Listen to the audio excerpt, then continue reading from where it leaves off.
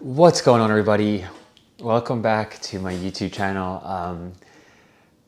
If you're here and you're watching this, you already know. You've seen the title and you know what this video is going to be about. Like I feel a whole wave of emotions hitting me. I have been sitting with the idea of sharing this video for months, and it's fucking terrified me in so many ways. And so welcome back to my YouTube channel. In today's video, we're going to be talking about how going uncomfortably broke has healed me.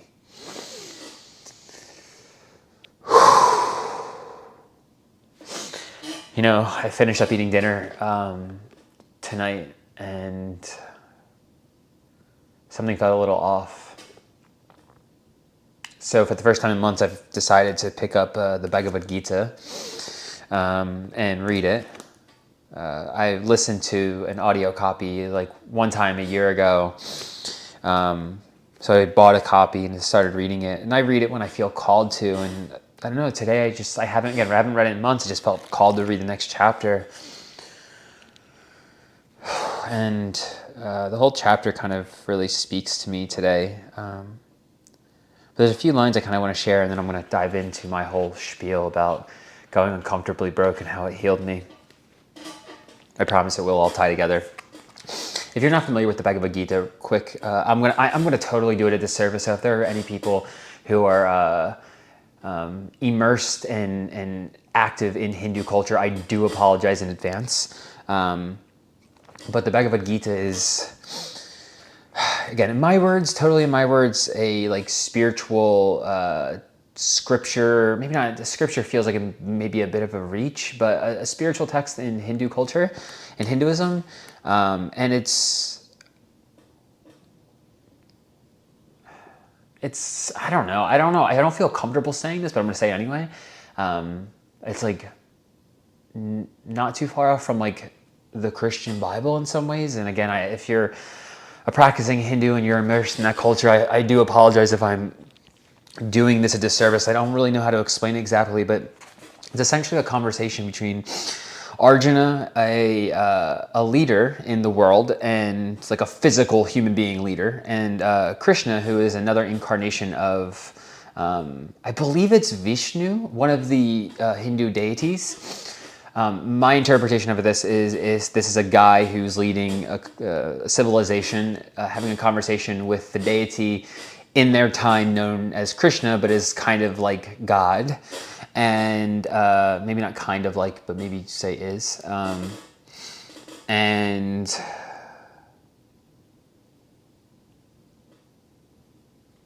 the main premise of the book is this conversation between Arjuna and Krishna. Arjuna is struggling because he's going to war with people he cares about, and he's battling internally with what he's supposed to do about everything, because it's like, well, killing people's bad, and you know, I have to do this for what's happening right now. And he can't really make sense of what he has to do, how he has to go to war. He can't make sense of it because he's also spiritually in tune.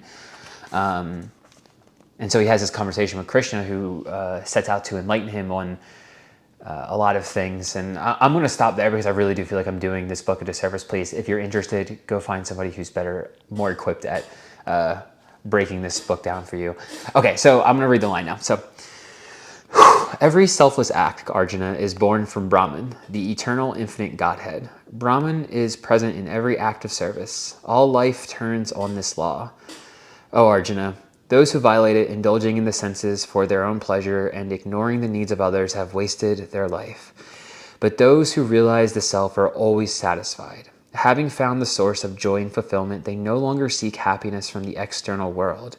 They have nothing to gain or lose by any action. Neither people nor things can affect their security. Strive constantly to serve the welfare of the world. By devotion to selfless work, one attains the supreme goal of life. Do your work with the welfare of others always in mind. It was by such work that Janaka attained perfection. Others too have followed his path. What the outstanding person does, others will try to do. The standards such people create will be followed by the whole world. There is nothing in the three worlds for me to gain, Arjuna. Nor is there anything I do not have. I continue to act, but I am not driven by any need of my own. If I ever refrained from continuous work, everyone would immediately follow my example. If I stopped working, I would be the cause of cosmic chaos and finally of the destruction of this world and these people. The ignorant work for their own profit, Arjuna. The wise work for the welfare of the world, without thought for themselves. By abstaining from work, you will confuse the ignorant, who are engrossed in their actions. Perform all work carefully, guided by compassion. All actions are performed by the gunas of Prakriti. Deluded by identification with the ego, a person thinks, I am the doer. But the illuminated man or woman understands the domain of the gunas and is not attached. Such people know that the gunas interact with each other. They do not claim to be the doer. Those who are deluded by the operation of the gunas become attached to the results of their actions.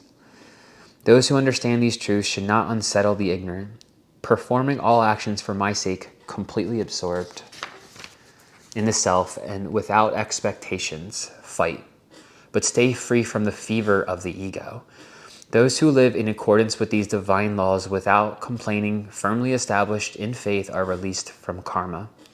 Those who violate these laws, criticizing and complaining, are utterly deluded and are the cause of their own suffering. Even the wise act within the limitations of their own nature. Every creature is subject to Prakriti. What is the use of repression? The senses have been conditioned by attraction to the pleasant and aversion to the unpleasant. Do not be ruled by them. They are obstacles in your path. It is better to strive in one's own dharma than to succeed in the dharma of another. Nothing is ever lost in the following one's own dharma, but competition in another dharma breeds fear and insecurity. And so much of that really spoke to me tonight. I guess it's kind of what is calling me to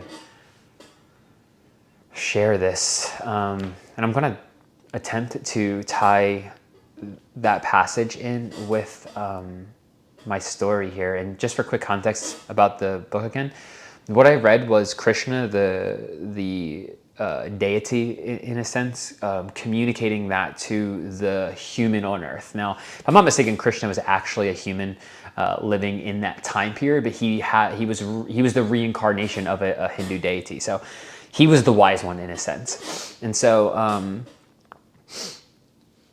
how going uncomfortably broke has healed me. For starters, you know, I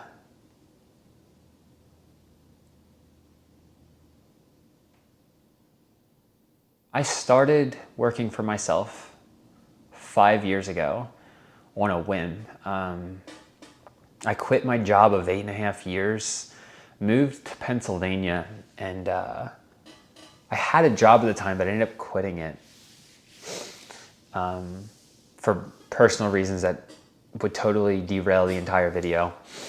And I was like, okay, now is the time that I am going to go all in on personal training. And I had no fucking clue what I was doing. I started following all of the manifestation gurus out there, trying to manifest abundance. I was also, ironically enough, following like hustle culture type things, watching motivational videos, and I was like really grinding myself down to a pulp in pursuit of a business and money, which I eventually learned wasn't even what I was really after. My desire for more money, like it's real. Like I do want to make a lot of money. I do want to be wealthy and abundant and successful. Those things are all very true. But what I was learning about myself at the time, again, this is the beginning of my personal training, working for myself, was like I was also using it to cover up so many of my unhealed trauma, my emotional wounds, all of my baggage, my fears and insecurities. I had some really successful months as a personal trainer, financially speaking, like tripling what I made at my previous job, and it wasn't enough. And I was working, probably 12 to 18 hours some day. There were times where I would get maybe an hour or two of sleep.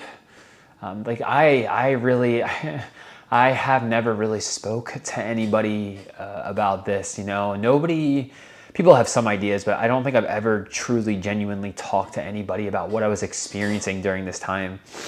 How much I was fucking working and how much work became an avoidance strategy for me to ignore my emotions. Because I would feel shame and guilt, and I would be like, okay, well, I'm just going to work harder and I'm going to outwork this shame, I wasn't saying that because I didn't realize it was shame at the time. But in essence, that was what I was attempting to do. And one of the reasons why this passage from the book really spoke to me tonight is, the idea of karma and dharma. It's like karma, I don't know how other people see it, but the way I see it is it's essentially like energetic imprints left on you from this life and maybe even previous lives that you're here to work off. And it really deals in the laws of cause and effect, right? So like you do something bad to somebody, it's going to come around to bite you in the ass. But that's where I think I think that's true, and then it transcends that. And I feel like this was a huge part of my karma, going this broke. For whatever reason, I don't know, I don't really know what happened to me in past lives, or even things I did. I can look at generational stuff, and everybody in my family has always like kind of played it safe. They never really branched out. Money was always kind of like a scarce thing, and so my family in a lot of ways would move like money was their god, instead of doing something they really wanted to do, like that really aligned with their soul. I'm not talking about egoic desire for something to cover up an insecurity. I'm talking about like true, genuine soul alignment, because our desires are very much ingrained into like our soul blueprint. But it's our job to uncover those and remove the disillusions of the ego so that we can actually take aligned action. When they talk about the self and the capital S self in the Gita here, it's like they're referring to the all that isness. They're referring to like the cosmic allness that is unfolding, that we could call life, and we're all a part of it. And you're just grabbing a slice of it, right? In your human incarnation, in my human incarnation, we're just grabbing a slice of life, because I want to be a wellness mentor, an educator, and I want to build this big, life-changing, not life-changing, like this big, impactful platform for health and wellness for individuals from all walks of life, from all skill levels. I want to build this platform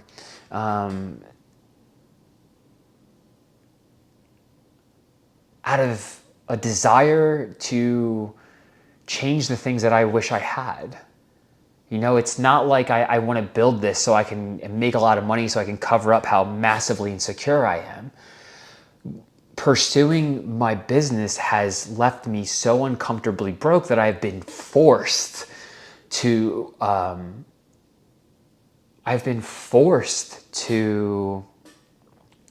see all of myself. I've been forced to see how, there were egoic patterns of mine that thought if I make more money, I can cover up my insecurities. That was there. I think some people's karma is truly to make all of the money. I feel like there's a booger coming. Make all of the money and then get to that peak and then realize that you don't know who you are anymore. Mine was, I'm going to try to make a business. I'm going to try to build a business, and I'm going to find myself in pursuit of that, because everything I thought would bring me peace isn't actually the thing that's going to bring me peace. So in other words, I thought money was going to bring me peace. I thought being self-employed was going to bring me freedom. I thought that people would admire me more and like me more because I was self-employed and all these different things. But those things all may be true on some levels, but that wasn't really what I was after at all. I want peace and freedom. I want liberation from the shackles of my own mind. And what that is the karmic imprint that has been ingrained into my soul. And what it feels like anymore is that my path was to go this broke. And I just kind of want to paint this picture for y'all. Like,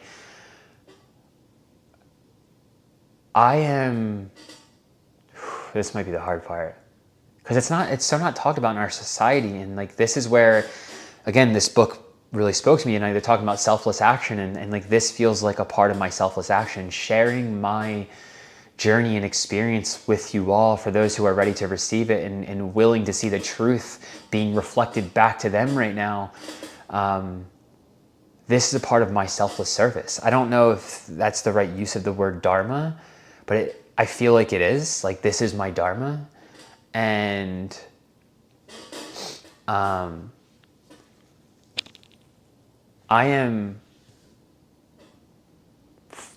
months behind on 3 credit cards. And I'm not talking about like, $100. I'm talking about, I owe one of my credit card bills is like over $4,000 at this point. I still have student loans to pay back, which luckily I've been able to defer them. But that'll catch up to me sooner or later. All of this to say, at my last apartment, my landlord was super chill, but I was behind on rent for like the last 3 months I was there. And then all of this debt, all of this behind on my bills. And I'm like, you know what? I'm moving to Austin, Texas at the end of July. So I did it. And I didn't know how I was going to do it because I was going so uncomfortably broke. My business is flopping. I'm making really good connections with men online. I'm helping people, but like, it's not in the way I wanted. It's not the way I envisioned. But the interesting thing about it, y'all, is, and this, I used to feel so crazy following this belief, but the interesting thing about it is, I know I'm on the right path. Here I am sitting in an Airbnb in Austin, Texas. I have to leave here in 2 days. I have another one lined up, but I still don't have any income. Things don't really seem to be turning around just yet. I feel so fucking close. And for all I know, this is like that tipping point for me. Like, I can't even begin to explain to you all how okay I feel right now. Again, I owe $4,000 on one credit card. 0 income coming in, by the way. I owe about $1,000 on another one. Those two, I'm 4 and 3 months respectively behind on each of them. My credit has taken a hit. Another one I'm like nearly 2 months on. 2 months behind. I've been late on my cell phone bill. I've been late on my car insurance. Luckily, my car is old, so I don't have like a payment or anything like that. Again, I was 3 months behind on my rent. I don't even have a place to live right now. I don't have any income coming in.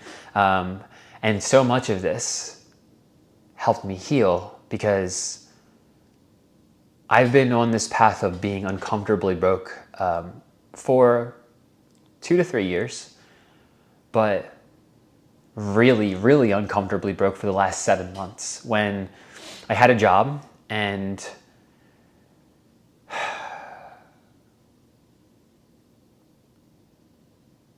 the owner of the company. Now, this company I had worked for 8.5 years, so I was very familiar with the place and how the owner operated and how the business ran. I don't want to speak ill about anybody here. So the owner, I don't mean this in any ill intent or judgmental way. I have a deep appreciation for the owner of this company because of how long I worked there and how much he helped me in some ways. But he was rather narcissistic and he liked to play mind games with people. Rather manipulative, and my family worked at this company, and actually, ironically enough, my family was kind of like all of my management. And at one point, my brother, who was my direct supervisor at the time, told me that the owner told him to guilt me into doing something that I didn't want to do. Just to kind of paint a picture for you all, like, this guy isn't necessarily a bad guy, but there were some off things, and I knew this going back into it. But anyway, January or December of 2024 rolled around. 2024 rolled around, and he had promised me a raise up to $30 an hour. I was a production press operator, and so he came back to me, offered me more responsibility, and lowballed me, tried to get me to take $28 an hour instead of $30. And so I told him I think about it over the weekend, just meditated on it. I'm like, I don't know what to do. I don't know what to do. But like, it was so clear what to do. Leave the job. Because I don't appreciate being treated that way. And even saying that, it disrupts some logical part of my mind. It's like, well, but you have bills to pay, you have this, you have that. And it's like, I know that. And what I had to do was take the leap of faith. I was at that turning point. And so I did. And I'm like, okay, cool. That, like, if this is the right thing right now, then that must mean divine intervention is going to start raining hundreds Benjamins on me or something, you know? That wasn't the case. Again, 7 months later, here we are.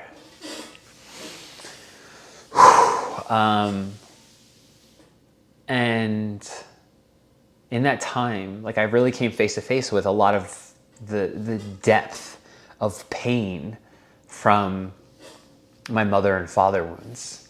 Now, for quick context, like, both my parents are alive, they're married, they're good people.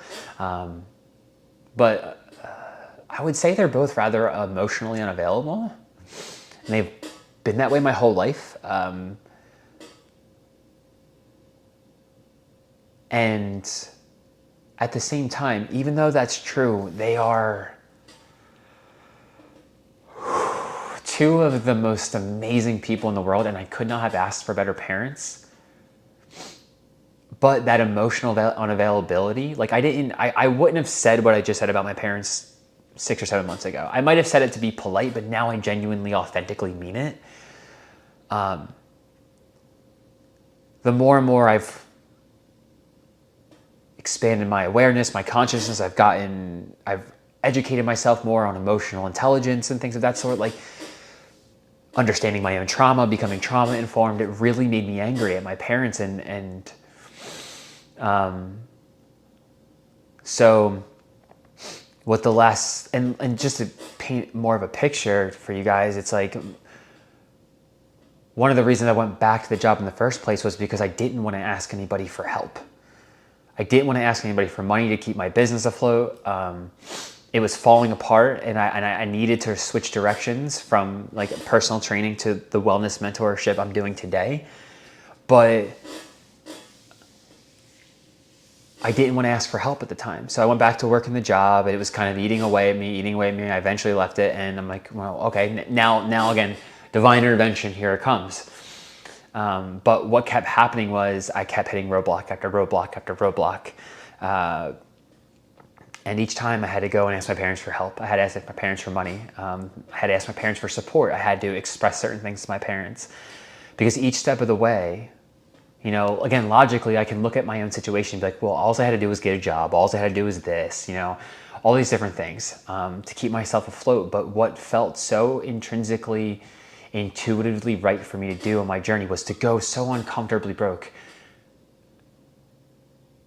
Let my parents help me. Let my parents support me in the way that they know how, rather than me trying to force them to be something they're not. Like, I think this is one of the things that our generation could improve upon, and that is, I'm not saying you have to forgive your parents if your parents suck, but, like, just showing the truth that our parents grew up in a different time, in a different era, and some of them are really stubborn and they don't want to change, and they're not even willing to change and not even willing to acknowledge the truth. Like, if we can show that truth grace, like that your parents are who you are, then, like, you don't even have to forgive them.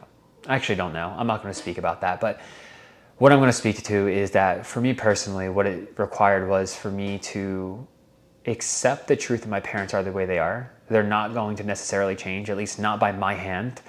And I can receive the support and love that they're able to offer me. And it was like twisting my arm behind my back every single time I had to go ask them for help, but I did it. And it started to reconnect me with all these different parts of myself. It helped me heal my inner child. I mean, it was a huge part of healing my inner child. And, like, this is where I think so many people are, like, confused about shadow work and inner child work. It's like, well, what am I supposed to do? It's like, the thing you're supposed to do is probably the thing that you've been avoiding.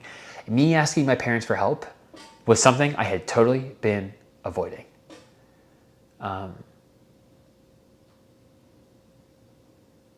So my divine blueprint stated in some way, shape, or form that was the way. And, you know, it's like, the question may come up, it's like, well, how do you know that's the right thing to do? I mean, because, at a surface level, I even look at my own situation. It's like, oh, I look at my own situation and I can hear judgmental thoughts in my own mind because they used to be there, very charged about other people. Like, it must be nice to have your parents to help you bail you out of problems or pay your bills and do these things. And you know what? To any hater out there who's still watching, and you may be thinking that right now, I just want to say, like, you're right. It is actually, I am really grateful and blessed to have the parents that I had. And that doesn't mean it doesn't come without its own struggles. But I'm not here to prove myself or defend myself to anybody who may disagree with how I handled it, because I know it was the right thing to do, because it healed my relationship with my parents. I don't expect them to be anything less than what they are anymore. My family isn't very emotionally savvy. We don't talk about those things, and I'm not there to force that on my family. I am who I am. I'm going to express myself in the way I would choose to express myself. My family has always accepted me, and I'm truly blessed to have that. If you don't, I feel for you. And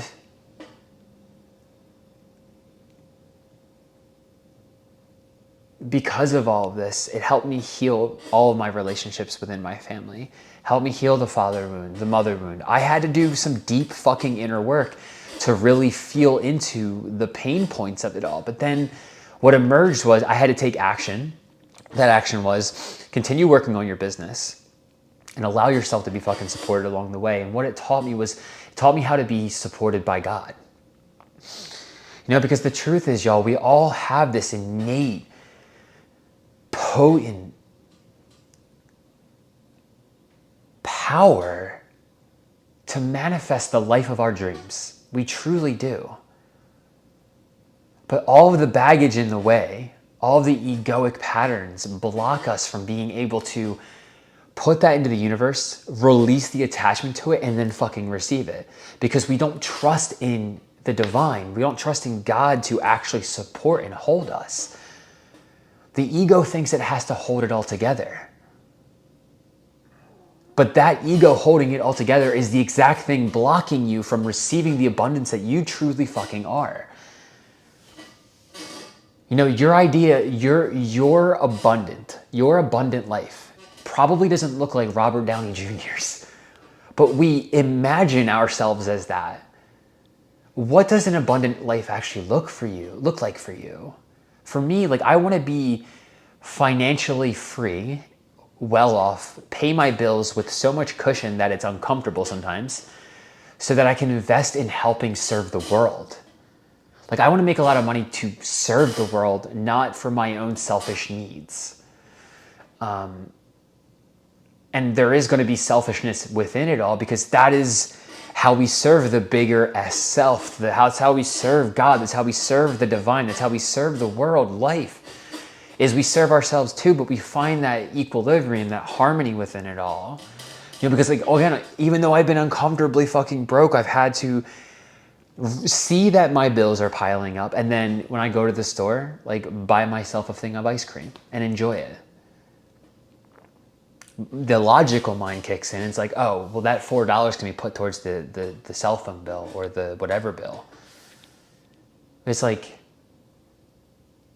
I'm here to also enjoy life. And so much of this struggle has allowed me to remove the attachment to so many different outcomes. It's allowed me to remove my attachment to money and what it even means. I mean, first it taught me how to redefine my relationship to money. And then it helped me release the attachment to said relationship. And now it feels like money and me are friends. It feels like there's so much space within me to receive abundance and wealth and prosperity. And it won't be covering up insecurities or fears. I won't use it to cover up insecurities or fears. I'll use it to give back to the world, to build this business that feels like it is so a part of what I'm here to do and how I'm here to serve, Because when I imagine the idea of this business, it's not just serving the community, but it's serving the people that work under me. Like I want to demonstrate the next evolution in heart-centered leadership within business, because I believe that is so missing in the world.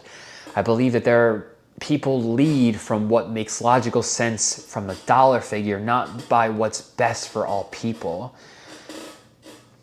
that they serve and all the people that work to bring that service to fruition.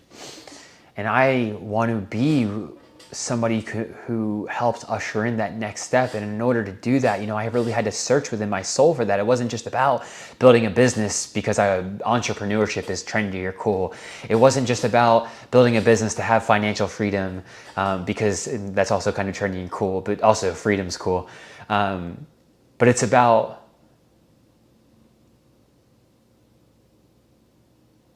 what that means to myself, to my inner child, like being able to live a life on my own terms. It gets me emotional thinking about it on the inside, because this might be a radical opinion, but I do believe that even though we're getting paid, our workforce as it is today is borderline slavery. And I know someone's probably going to think that is a radical opinion. They're like, oh, you don't know what slavery is like. Go listen to the white boy, whatever, whatever it is. Like, it's totally cool. I understand. But so much of our workplaces and the marketplace as a collective it entraps people in this vicious cycle of, I want more, but I need to pay the bill. So I'm going to stay at this job.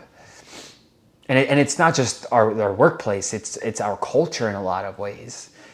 And let's think about it, y'all. The only real way we can change our culture is if we change ourselves. Like all these social movements, they're awesome, but these social movements, they're trying to force change through the government, and that's never going to work. Change starts with each individual person being the change they want to see. I know it's super cliche to say, but it's the truth. And if we want the marketplace, the workplace, if we want these changes to come into fruition within our culture, within our society, we have to be that change. And I very much live by that, because I want to build this business because I want to be that fucking change. But in order for me to be the person who builds the business, I had to become somebody different. I couldn't be so entangled with all of my emotionally traumatic, egoic patterns calling the shots. I would have needed every one of my clients and every one of my employees to blow smoke up my ass every single day to make me feel better about myself, because I'm so fucking insecure because the money isn't covering it up. And truth be told, if I would have made a bunch of money 2 years ago, I probably would be that way now. But I went uncomfortably broke instead, and I had to learn the hard way that becoming that man is more important than the rewards it can potentially bring me, materially speaking.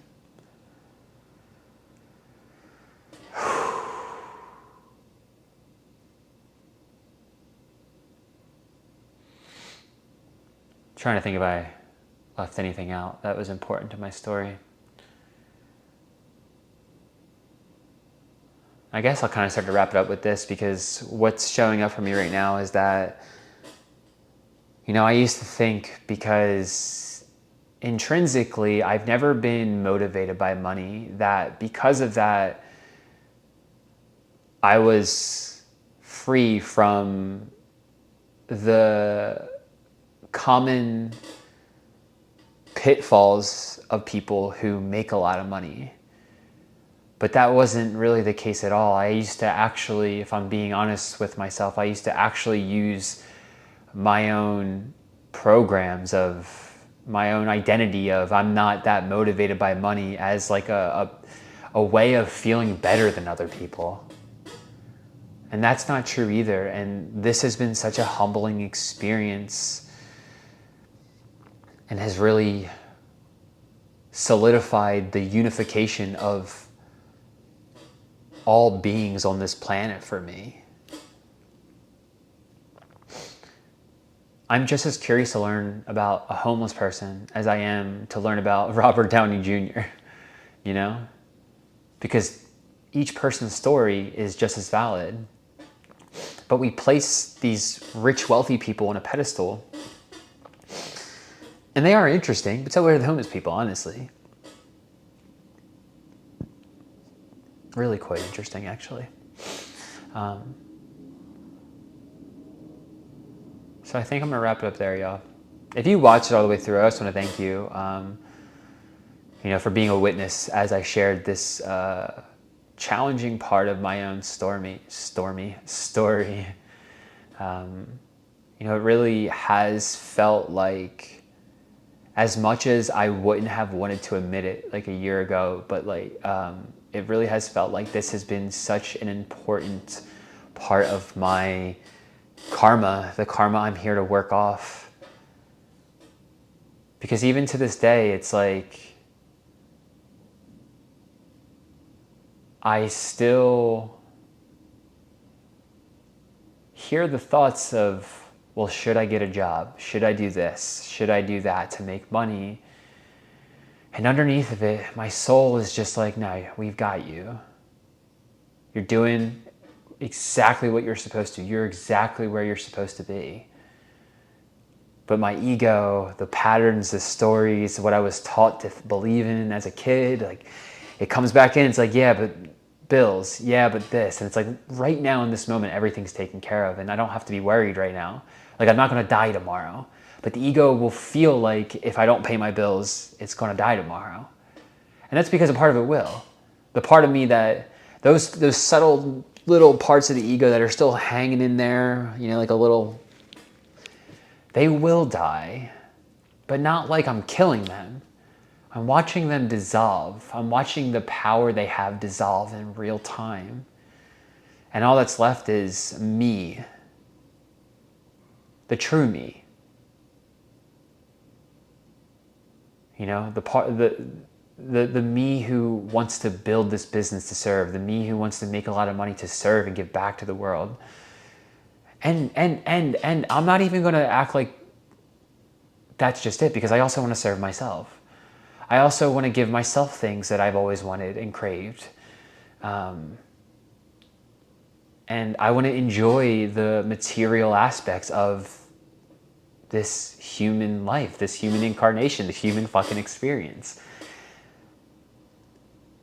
Because when I serve those parts of myself and I honor them, the wounded aspects of myself, when I work with them and I feel into my emotions and I fulfill my needs, I really do feel like I am moving mind, body, and spirit aligned. On the surface, it might be like, oh, I'm smoking a little bit more weed, so it's like, oh, he's being lazy or he's escaping his problem. But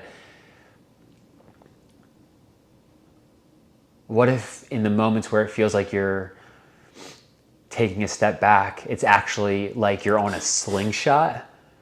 Oh, this is a really good comparison. You're actually on a slingshot and you're literally being pulled back into old patterns, but just so you can catapult forward. I feel like if we stay on the spiritual path and we genuinely find, we listen to our spirit, we listen to the truth of our own individual soul, we will merge with Source. And even in the darkest of times, the most challenging of moments, you'll feel safe. Like, again, I am so broke right now with so many uncertainties within the next week about my life. Oh, and by the way, just so people, it's just to kind of clear one thing up, my parents told me they wouldn't help me anymore. And it's like, I knew, the interesting thing was like, a part of me knew that was eventually going to happen, but it felt like I had to keep following it. And again, my ego didn't want to. Every step of the way, I'm like, oh, I should get a job now so I don't have to ask my parents for more money. But like, that was the pattern. The pattern was, I can't ask my parents for help. Because the pattern didn't want to be loved by my parents. Because if I wasn't loved by my parents and I still felt that way, then I couldn't keep moving. Then I wouldn't be able to move the same way anymore. And the ego would lose its grip. It would lose its control. And so by asking my parents for help constantly, in all of the ways, financially, of course, but the moral support they offered me too, it was like, it liberated me. It fucking liberated me. because it taught me that I have always been supported by the divine, because the divine source of creation gave me two incredible fucking parents in the beginning. You know, I even feel like a level of insecurity about sharing that much right now, because it's like, well, what if people are watching and they don't have either one of their parents? You know, I had a lot of friends growing up who didn't have both their parents, or any parents for that matter. And I'm like, well, what if those people watch? And it's like, you know, that's the ego at its finest, trying to shrink me back into smallness. If people are out there and they're going to criticize me for this, they're going to criticize me for this. That's cool. Like, you do you. You know, I'm not here to tell people how to live their life. I do genuinely believe that, like, we are there's a perfect ecosystem within the dynamics of human culture actually unfolding. And we need all the haters just as much as we need all the saints and the gurus and all those people too. We need all of the negativity just as much as we need the positivity. Like, truly, from the bottom of my heart, I believe that every person has a purpose to play on this planet, even if they suck. And so if you suck and you want to be a hater on me, that's totally cool. But the truth is, all of my closest friends who had family situations that on the surface looked way worse than mine were always extremely accepting of me, even as I was, even though I rejected my parents so much of the time in my youth. And so the truth is, I know somebody who's okay with their own truth, when somebody who's okay with what they've already experienced, and they've felt their pain, and they've transmuted it where they need to, they alchemized it where they need to, they made peace with their own truth and what they've been through. You'll just see me right now. And I'm saying that totally for myself, to shut the part of me up that's like, yeah, but what if you get haters? You know what? I want there to be haters, because again, it's a beautiful ecosystem of human culture unfolding right now, and we need all you haters just as much as we don't. So I do think I'm going to wrap it up there now. Y'all, sometimes the path of liberation, the path of moksha, the path of freedom isn't going to be what you imagine. But that doesn't mean what you imagine isn't yours to claim. It just means there's going to be a detour, and then another detour, and then another one. But it will bring you back. And I'll keep you all updated when my shit breaks the fuck open. And the river of abundance flows in. Because I can feel it. It's right fucking there. And sharing this part of me was very necessary. So I'm going to wrap it up there, y'all. Thank you so much for tuning into today's video, especially if you watch this long. If you watch this long, can you leave me a comment? Let me know. I'm super curious. And if anything showed up for you while you were listening to this, I would love to hear about it. Whether it's something was reflected back to you through your from your own journey. If you know, you just witnessed. If you're just here to witness me, I get emotional even just thinking about that, because it's not something it's something I've always struggled. How do I want to phrase this? It's not something that comes naturally to me, to just let myself be fully seen, like me and my entire truth just out there. And so if you made it this far and you're just here to witness me, I would love to hear that too. And if you don't want to comment, that's cool. You can always email me. I usually have something in the description. So thank you all so much for tuning in today. I appreciate you. If you took anything, do the YouTube algorithm stuff, like, comment, subscribe, all that jazz. Anybody who's interested in working with me one-on-one, this is the work we do. You know, this is the work we do. I mean, I feel called to teach people this because it's something that I need to be taught. And I'm not just here to mentor and guide you and facilitate healing. I am, and I'm here to walk the path with you. And anybody who chooses to work with me, it's a huge honor. So link will be down below, or notes. There'll be things down below if you're interested. And with that out of the way, that's it. That's all. Peace out, y'all.